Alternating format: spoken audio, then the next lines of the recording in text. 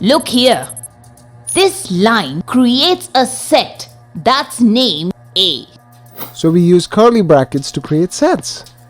Yup, we put the values of a set in between curly brackets. Got it. Now here I have stored 1 and 2, more than ones in the set. Yeah? So let's display the value of A. And see if Mr. Python removed the extra 1 and 2 or not. See, the extra 1s and 2s aren't there anymore.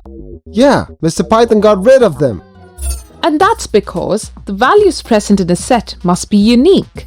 Which means we can't put a value twice in a set. I figured that much. Trying to be smart, huh? Absolutely not. Scaredy cat.